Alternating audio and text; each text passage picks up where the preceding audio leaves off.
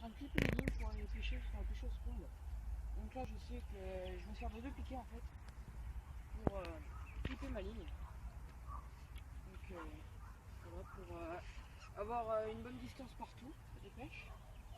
Voilà, donc là je sais que sur là j'ai pêché, et où j'ai pêché sur mes deux lignes principales qui ont pêché sur le spot amorcé. Il y aura une troisième canne juste au sac solide. J'ai 27 tours et demi à faire pour pêcher sur mon amorçage et sur ma distance de pêche. Voilà.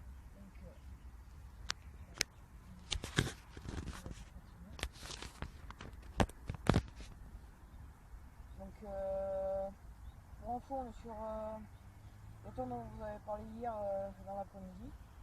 Enfin, ouais, en fin d'après-midi, donc on y est là. On est arrivé, il était quelle heure? 9h30. Donc là, ça fait quelle heure maintenant? Il est 9h, presque 10h. Presque 10h, voilà. Donc là, on commence à clipper. Ensuite, on va lancer on va faire l'amorçage, etc. Et ensuite, on mettra tout ce qui est nautile, etc. En œuvre. Et puis voilà. On espère toucher du poisson. Ouais, voilà. Donc on s'occupe comme on peut. Quand les carpes ne mordent pas, ben, on pêche un peu le carnat. Donc là, on a fait un petit black. Voilà. On va prendre les photos et on va le remettre à l'eau. Donc on est sur un étang là, on est un étang avec une superficie de 8 hectares je crois, comme ça, 8 hectares. Donc à l'intérieur il y a quelques carpes et des amours blancs. Donc c'est un étang difficile parce qu'il y a peu de poissons, donc il faut arriver à les prendre, ce qui est difficile. Et le gros désavantage de cet étang, c'est que c'est infesté de poissons charmés, infesté. Il y a quelques brèmes mais c'est pas énorme. Donc tout à l'heure vous avez pu voir qu'en attendant les touches on s'occupe, on va pêcher le black bass un peu, enfin le carnassier, voilà. Donc là on pêche, donc là je pêche à 3 cannes moi, Enzo pêche à 2 cannes.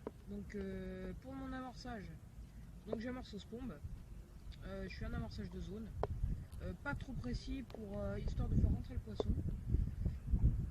Avec ceci par dessus je rappelle avec de la bille au cobraté que je cobrate. Voilà. Donc je vais vous présenter l'amorçage que j'utilise. Donc l'amorçage que j'utilise il est composé de.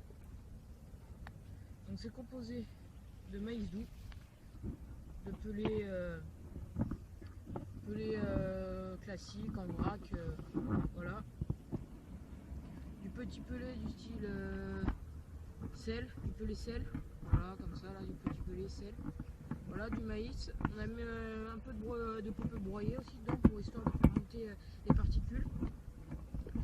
Aussi on a un peu de la bille coupée essentiel IB avec de la IB dense et entière. Voilà, on a des froliques aussi, donc voilà, des froliques histoire de pareil, ça dissout bien. Voilà, on les a cassés aussi un peu. Voilà, on n'a pas mis trop de choses carnet parce que les poissons chats, alors le carnet, voilà, ça les connaît, ils adorent ça. Ceci, alors j'y ajoute aussi un peu de farine. Donc la farine, là c'est de la farine sel. C'est histoire de faire nuager un peu le mix. Voilà, l'amorçage. On nappe encore avec nappe liquide Pineapple de chez Melline. Voilà. Ensuite, voilà, des IB hein, classiques. Qu'on envoie au cobra. Voilà. Et après, les petits pelés. Là c'est juste pour faire la composition des sticks. Et là nous avons les sticks. Donc là, vu que j'ai lancé ma ligne, il m'en reste que 2, mais voilà, c'est des sticks comme ça, classique. Donc ceci, je vais vous présenter le montage que j'utilise. Donc un montage pas facile forcément à réaliser, mais qui est efficace. Donc je vais pêcher avec un montage IQ des rigs. Donc un montage excellent parce qu'en fait, voilà.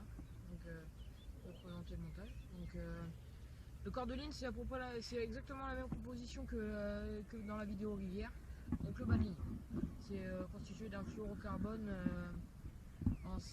en 40 centièmes, il me semble, ou 35 centièmes, avec une résistance tout à fait correcte. Bon, en rivière, je ne conseillerais peut-être pas quand même. Dessus, on a un petit tétine, comment ça s'appelle ça, des téparatives, pour histoire de plaquer un peu tout ce qui est le raccord entre le corps de ligne et le bas de ligne. Donc tout ce qui est quick link ou quick change. Dessus, on y met 2 sneakers larges. Et après, donc le IQ des rigs. Donc voilà, c'est un peu comme un D-rig, quelque chose comme un D-rig. Voilà, donc l'hameçon c'est un Kershaw numéro 6. Et là c'est un petit émoillon, voilà. Et pour ce qui est des èches, donc j'èche comme d'habitude une petite IB dense, un bonhomme de neige avec une petite pop-up Pineapple. Ou sinon c'est avec une pop-up une pop-up IB, mais que je taille. Je l'ai fait tremper dans du goût Pineapple, voilà. Ensuite, qu'est-ce que je pourrais dire d'autre? Il n'y a rien de spécial. Pour l'instant, il doit être midi, comme ça. Midi et quelques. On n'a pas fait grand chose. On a fait 2 petits black bass et c'est tout. On n'a pas eu de touche pour l'instant. Il y a un autre carpi sur le plan d'eau, il n'y a rien fait du tout. Voilà. C'est à peu près tout. Donc, mes lignes. Je pêche à peu près à 80 mètres environ. Bon, peut-être pas 80 mètres, 70 mètres. Donc je pêche à 70 mètres. Donc comme je vous ai dit, j'amorce assez large, mais quand même je reste dans ma zone. J'utilise des piquets. Pour clipper mes lignes, qui sont bien pour ça. Je vais acheter un nouveau truc, si bien qu'ils en font, je l'ai commandé, mais je l'ai pas reçu encore. Mais je reste comme ça. Voilà. Ça c'est bien pour clipper les lignes. Voilà, et puis par-dessus du gomme, etc. Tout classique quoi. Ouais. Donc bon ben, on espère se retrouver avec un poisson. On croise les doigts. Ouais, donc comme l'a dit Victor avant, on est sur un étang très difficile à pêcher, une superficie assez importante. Surtout que j'ai que 2 cannes, donc faut vraiment que je rentabilise la journée à mort. Donc au niveau de l'amorçage, très simple. J'ai fait des sticks, donc avec des sticks mix fait maison à l'intérieur. Donc quand je dis fait maison, ça veut dire que je le fais soit sur place, soit chez moi, avec différents appâts. Donc dans ce stick mix, on y retrouve des froliques, soit coupés en deux, soit broyés, ou les deux. J'aime bien mélanger un peu les choses de la vie courante avec les appâts pour la carpe. Ensuite on retrouve des bouillettes Mistral en 20 mm ou Pineapple broyées elles aussi, avec des petits bouts quand même pour les faire fouiller un peu. Pareil, des bouillettes de chez Mistral, Pineapple en 15 mm, broyées ou coupées en deux, ou bien les deux. Comme ça on mélange les saveurs, on va dire. Au final, ça donne un truc assez fort en odeur ou Pineapple. Surtout qu'à cela j'y ajoute le sirop goût Pineapple de chez Mainline que Victor m'a passé pour le stick mix, et une lichée de goût. Enfin, je mets quand même un peu de goût, et après j'ai juste à mélanger comme ça pendant quelques minutes pour que tous les composants s'imprègnent bien pour obtenir une amorce optimale. J'ajoute aussi des pelés en petite taille, et vraiment des pelés en vrac basique, taille 2. Pour amorcer, je pense que c'est ce qu'il faut. Après, comme vous avez pu le voir, Victor prend des pelés un peu plus gros. Je préfère les plus petits. Et voilà. Donc ça, c'était pour ce qui est de mon amorçage. Au niveau de mon èche, ça dépend en fait. Parce que il me restait quelques bouillettes Nash, goût Pineapple elles aussi. Du coup, j'ai fait sur une canne un bonhomme de neige avec une Mistral que j'ai bombardé de goût. Et sur l'autre, j'ai mis une équilibrée basique de chez Mainline en goût essentiel IB avec un maïs flottant goût Banoffee de chez Corda que j'ai aussi bombardé de goût. Voilà.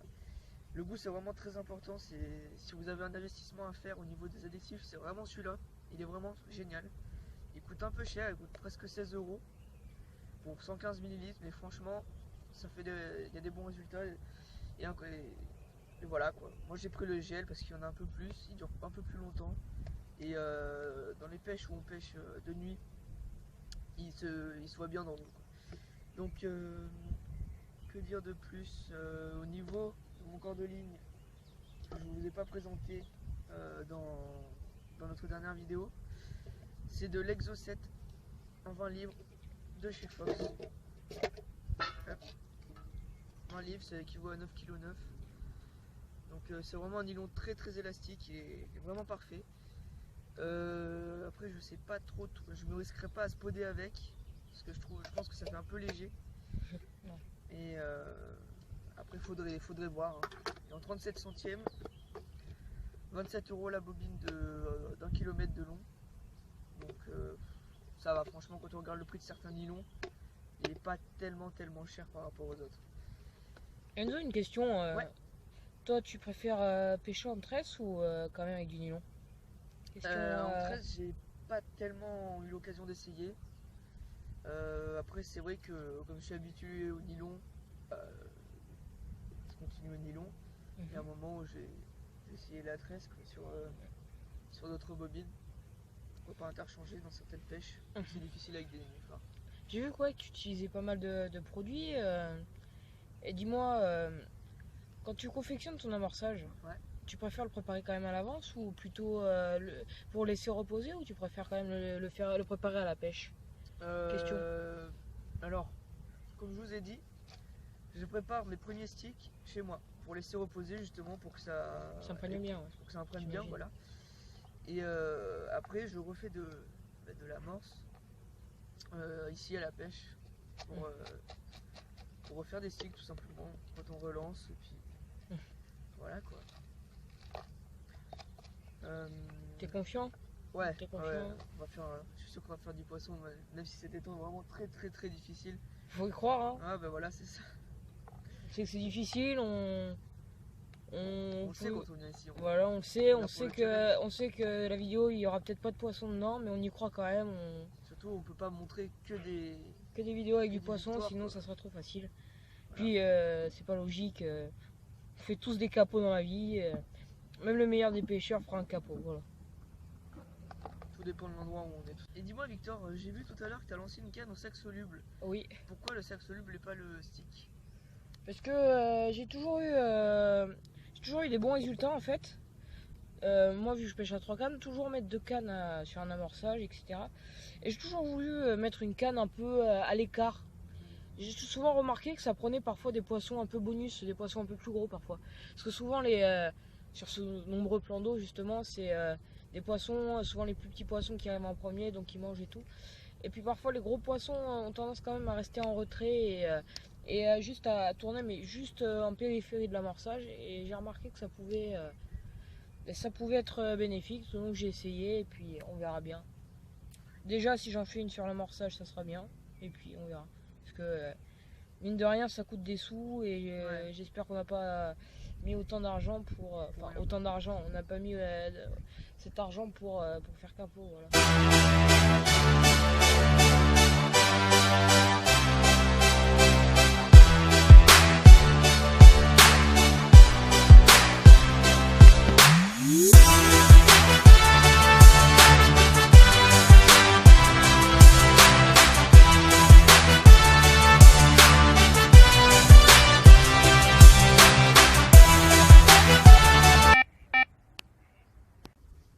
Voilà.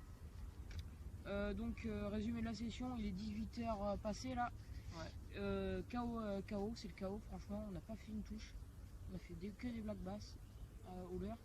Sinon KO total, inactivité sur les spots, pas de touche, même pas une brème, rien. Bon, les chats ils sont actifs aussi, mais c'est pas ça qui fait pas mordre. On a un vent du nord assez présent, c'est pas très bon. Voilà, et puis sinon il y a plusieurs équipes qui sont capot. D'ailleurs je crois qu'il n'y a pas un seul pêcheur qui a sorti un poisson sur tous les temps. Voilà. Bon, on a rattrapé le trou avec un beau poisson hier en rivière, heureusement. Parce que là sinon on serait un peu déboussolé quoi. Voilà. Bah maintenant on va vous présenter vite fait les montages qu'on utilise pour aujourd'hui. Et voilà quoi. Tu penses? Ouais, donc moi ce que j'adore utiliser en fait, vous avez parlé tout à l'heure des taperettes sleeve, enfin c'est ça là. Ça ressemble à ça en fait, c'est un petit capuchon exprès pour recouvrir le quick link et tout, et puis c'est super bien, ça plaque sur le fond et tout.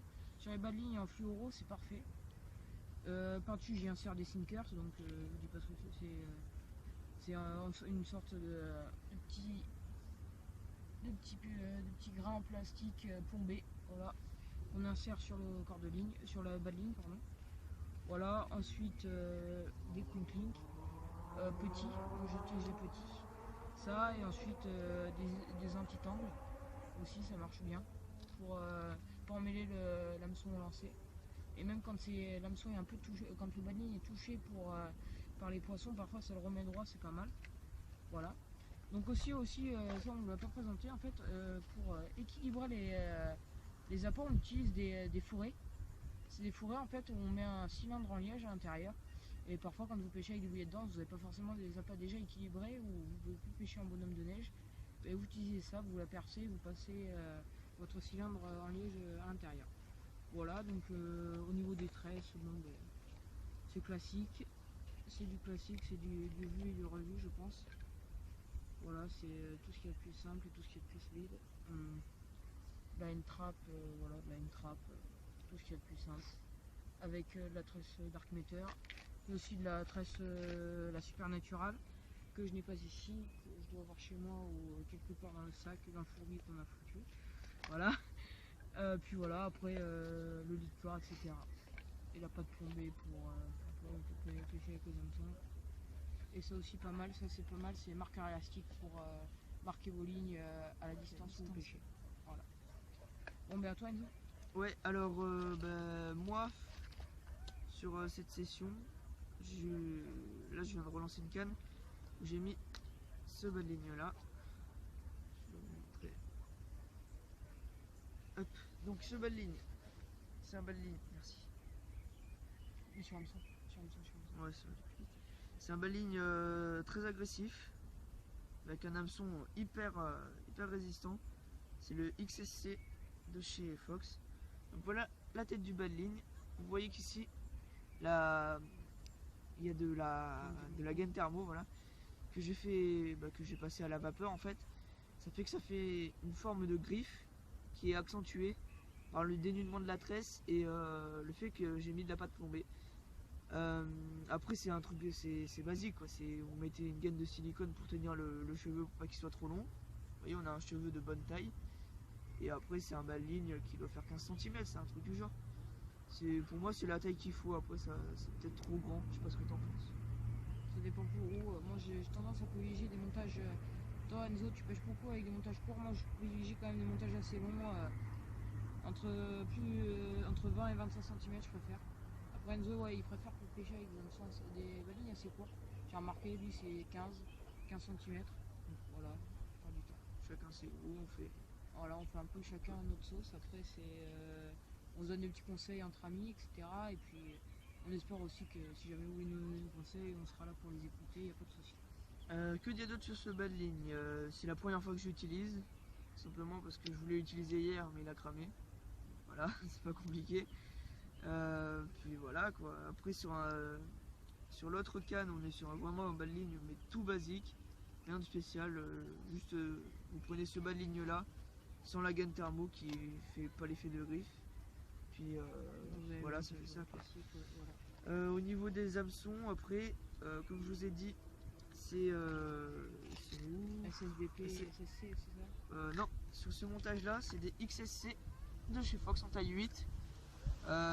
C'est des très bons hameçons, franchement j'ai jamais eu de problème avec les hameçons Fox, ils sont très résistants, j'en ai jamais ouvert.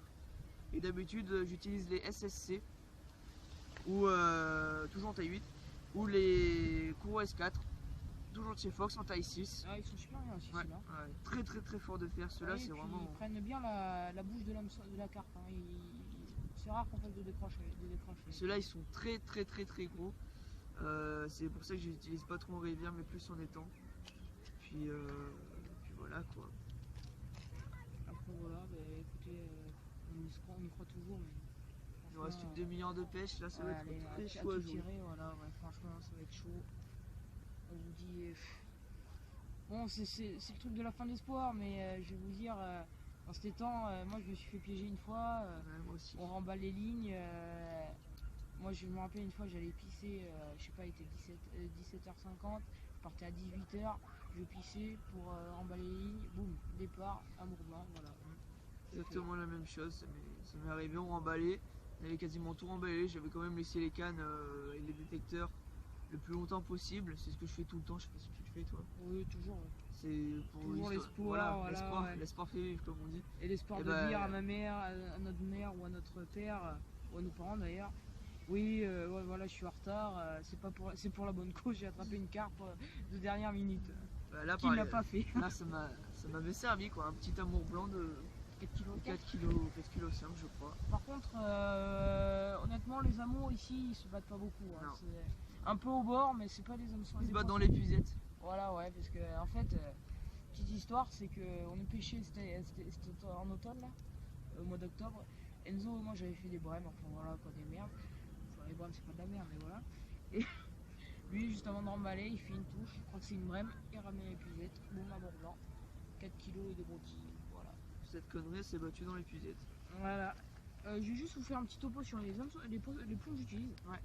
Donc moi j'utilise souvent des pompes là. Parce que j'aime bien parce qu'ils se posent bien sur la vase et ça évite qu'ils s'enfoncent. Moi j'aime pas pêcher par contre avec des gros grammages. Je suis pas contre mais j'aime pas trop ça. Je préfère pêcher avec des petits grammages. Ensuite du pont inline, voilà, classique aussi, cubique. Ça, après là c'est un peu plus gros, ça fait 70 grammes, c'est du 50, voilà. J'en ai recommandé mais j'en ai plus beaucoup là. Et puis ceux-là aussi. Ceux-là sont super bien en rivière. Et après pour longue distance, j'en ai plus là mais c'est des ponts distance que j'utilise souvent et ils sont super bien aussi. Voilà. Alors moi c'est tout le contraire de Victor, j'aime pas trop pêcher avec des pompes là. Je suis plus plomb-poire. Vous voyez, C'est des poires. Ouais mais ils sont plats. Ouais. Regarde, ils sont larges. Ouais, ils sont un peu plus. Voilà, c'est ceux-là, moi je suis Fox, moi je suis vraiment full Fox. Je pense que c'est volontaire le choix, je le trouve juste mieux, c'est tout. Et après je pêche souvent plus gros grammage que lui. Par exemple celui-là c'est du 78 grammes, là il y a un peu de vase. Hein, moi je pêche en 55. Voilà. Là il y a un peu de vase, je suis redescendu à des petits plombs de 50 grammes, toujours de chez Fox. Donc ça va quoi. Voilà, après, ils sont pas tellement chers. Après là sur une de mes cannes j'ai un plomb distance qui me restait de chez Carp Spirit. Mais c'est vraiment la première, c'était la première et la dernière fois que j'en achetais chez eux. Quoi. Au lancer c'est limite s'ils se séparent pas en deux. En fait, du coup voilà. Après voilà, on pêche avec du cordon, on pêche avec du Fox, mais libre à vous de faire votre choix, le montage, etc. Il n'y a pas de souci, c'est à votre sauce que vous faites ça et en fonction de votre volonté, etc. Et puis bien sûr en fonction aussi de votre argent. Et voilà, et puis après aussi on utilise beaucoup, alors nous on pêche, on est accro, c'est des sticks. Ouais, alors ça les sticks, nous... J'en ai un si vous voulez les chercher. Oh non, c'est bon. De toute façon tout le monde sait ce que c'est des sticks. On pêche tous à ça, aux sticks, alors ça nous... Stick, sac soluble. Ouais, stick et sac soluble, j'aime bien. Ouais, sac soluble. Corda. Ouais. Moi j'avoue, même moi je prends du corda, les Fox. Ils sont compliqués, voilà, après, ils sont compliqués les ça Fox. veut rien dire. Mais non, par contre, franchement, nous on est accro des sticks et des sacs solubles. On en lance à peu près à chaque fois qu'on lance une ligne. C'est quasiment une recharge qui y passe. Voilà. Non, pas pour la ligne, mais pour la partie de pêche. Quoi. Voilà, quasiment. La demi-recharge. Vous seriez l'investissement qu'on fait dans les sticks, c'est impressionnant. Certains vous diront, ouais, ça fait beaucoup de loin et tout. Ouais, c'est sûr. Alors on veut dire, on ne cache pas. Faire 60 brèmes avant de faire une carpe, on le fait souvent. On est un peu mauvaise. Mais c'est pas grave. Et nous, on n'est pas. Les poissons, je veux dire, nous, on est fiers. Je sais pas, prendre un cabot de 2 kg ou prendre un beau barbeau, ça nous suffit parfois un peu moins. Dans les conditions en rivière, c'est parfois bien. Voilà. Bon, allez, à bientôt. Donc, on va vous présenter l'élément essentiel à pêcher la carpe que tout pêcheur doit avoir. C'est un truc qui coûte pas cher mais qui est excellent. Et alors, si vous l'avez pas, c'est le cas de dire, vous êtes dans la merde. C'est le paquet cul. Tout petit message en fin de vidéo, juste pour vous dire que Victor est retourné à la pêche le week-end qui a suivi cette vidéo et a fait une belle coille de 2,5 kg. On savait même pas qu'il y en avait dans les temps. Au niveau du montage, il était avec le même montage au fluorocarbone qu'il vous a présenté, l'IQ des rigs, si je me trompe pas. Après, au niveau des bouillettes, il était au aux bouillettes Fruitella en 15 mm et Banoffee en 10 mm de chez Mainline avec du sirop. Et au niveau de l'amorçage, j'ai été avec la gamme sel et donc avec les bouillettes dont je vous ai parlé.